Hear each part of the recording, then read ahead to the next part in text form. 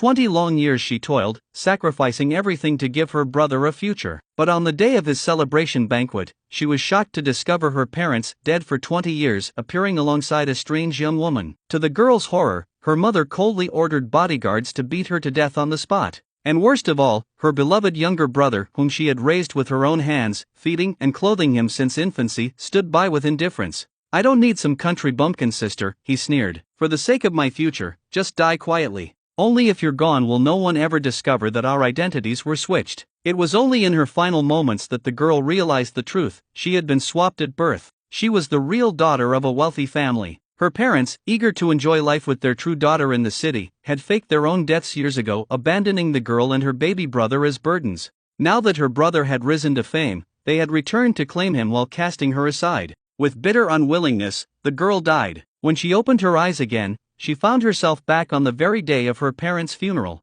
Recalling the agony of her previous life, she wasted no time. She pried open her parents' coffin and was stunned to see the charred corpses inside. They had prepared these bodies in advance, using them to stage their deaths. Villagers were outraged at her unfilial act of digging up her parents' grave, but the girl knelt before the village head and wept. "My parents died too suddenly. I only wished to see them one last time. Besides, you told me they died in a construction accident, but these bodies were clearly burned. Isn't there something strange here?" The headman hesitated, then claimed he had misspoken, that indeed her parents had been burned to death. This was exactly what the girl had been waiting for. If they died in a construction fire, then where is the compensation money? The headman was caught off guard. The parents had never mentioned any compensation before leaving. Afraid his corruption would be exposed, he quickly tried to calm her while secretly contacting her parents in the city. Soon after, he returned with good news. The construction site was willing to pay her 5,000 yuan as compensation. He even lectured her before leaving,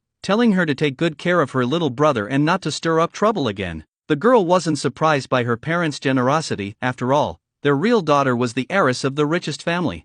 To them, this money was nothing. After handling all the funeral matters, she carried her 1-year-old brother on her back and set off for the city. Since her parents trusted her enough to fake their deaths and leave the boy in her care, then in this life, no matter what, she would raise him well and give them a shocking surprise someday. For the next 20 years, she worked herself to the bone, taking on more than 10 jobs a day just to keep them alive. Through her tireless efforts, her brother once again became the pride of the college entrance exam. When his results were announced, reporters surrounded their small home. Watching her brother speak confidently on television, the girl knew it would not be long before her parents returned from the dead. Sure enough, days later, at her brother's celebratory banquet, the door swung open, revealing her parents, supposedly dead for 20 years, striding in alive and well. The hall erupted in shock.